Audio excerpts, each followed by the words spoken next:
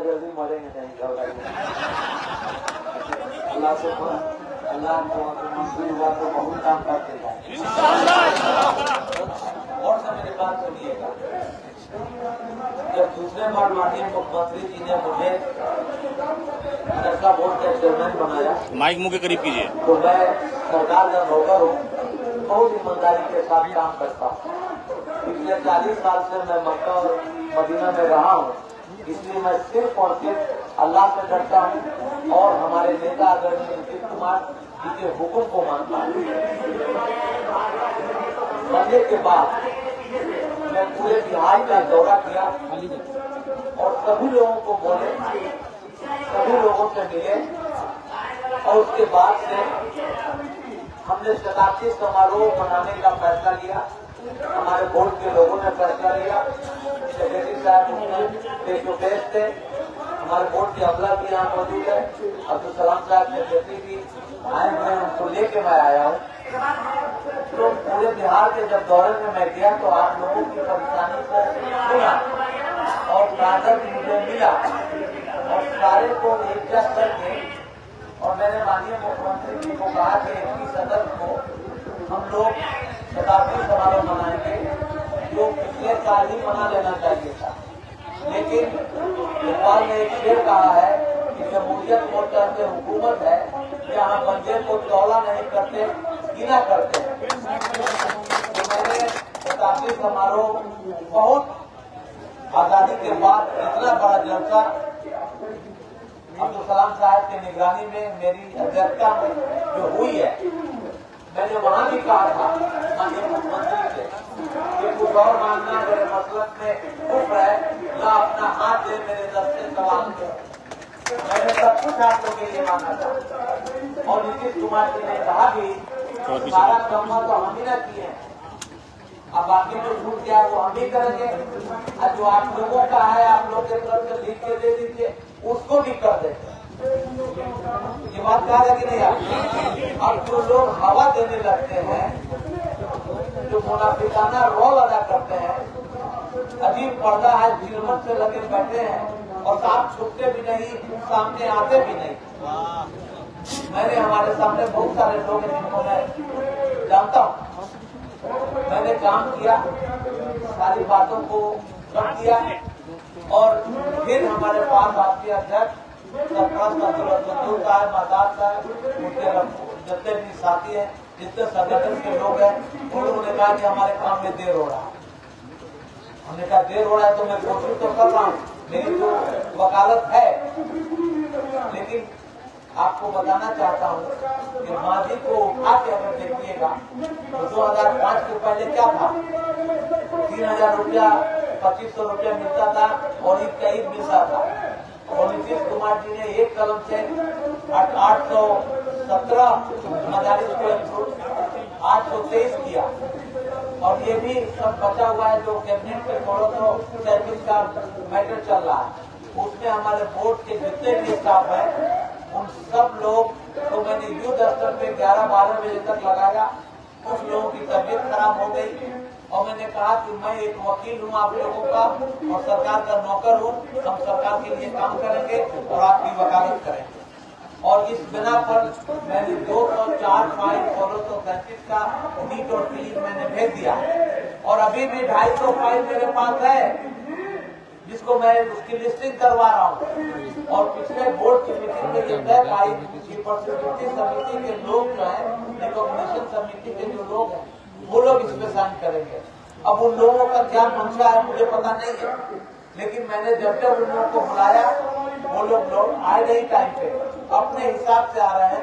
हमारे लोग परेशान हैं, मैं सबको पैसा दे रहा हूँ खाने का, काम करवाने का, तो मेरी जिम्मेदारी नहीं है कि उन लोगों को बोर्ड के ऑनरेबल मेंबर को मैं बुलाऊं। मैं उन लोगों को कहता हूँ कि आके कौम का भला कर दीजिए या खुदा इतना तो कहा हो जाए मेरा नुकसान गैरों का भला हो जाए।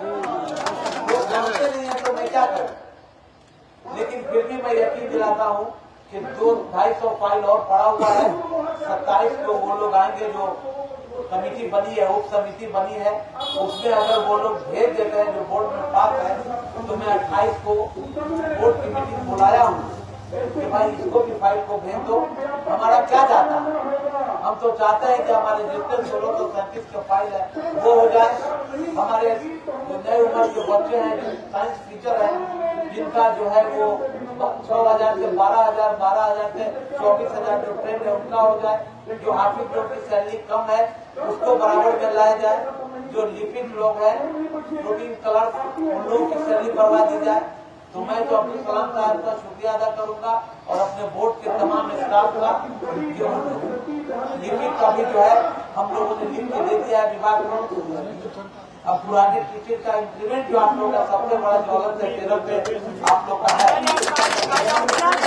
वो भी हमने 5 पॉइंट लिख करके दे दिया है। सर माफ करेंगे, मुआवजा चाहेंगे, इसको क्लियर किया जा सकता है। इंक्रीमेंट सुधारने की सभी टीचर का इंक्रीमेंट का बातचीत हुआ है, लेकिन उसमें बजट का प्रावधान है।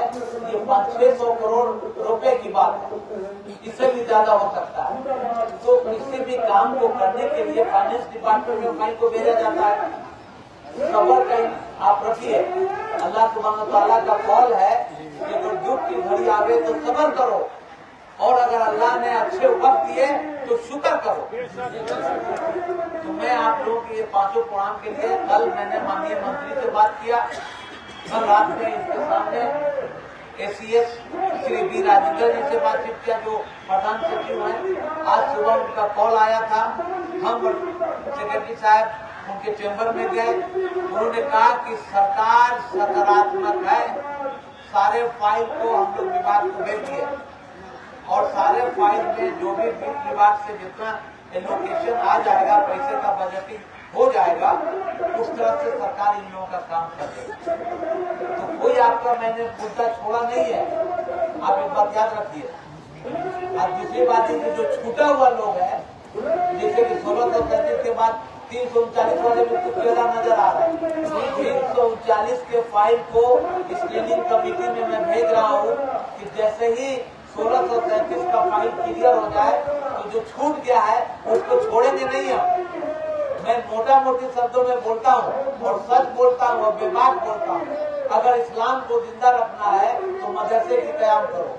और जो मदरसा छूट गया है वो अगर मानक बिहार संसद संख्या 1090 के मानक को पूरा करेगा तो आप यकीन मानिए कि सलीम परवेज एक दिन भी देर नहीं करेगा, सारा 339 फाइल का स्क्रूटनी करके और उसको स्क्रीनिंग कमेटी में भेज के उसको कैबिनेट में भेजने की कोशिश करेंगे।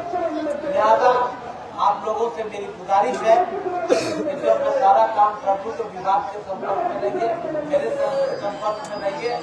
और जो संगठन के लोग हैं मैं उनसे भी गुजारिश करूंगा,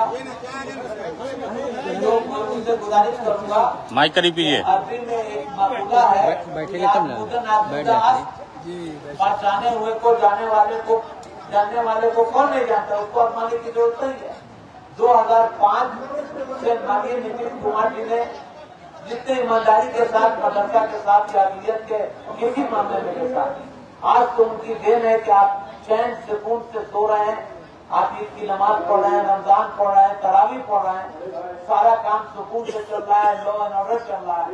इसलिए इस सरकार को और रफ्तार दीजिए ताकि नीतीश कुमार जी बाकी काम को पूरा कर सकें। और जब एक विभाग का प्रधान सचिव बोलता है, यानी कि अगर हाईकोर्ट का कोई ऑनरेबल जस्टिस बोलता है तो वो रूलिंग हो जाता है।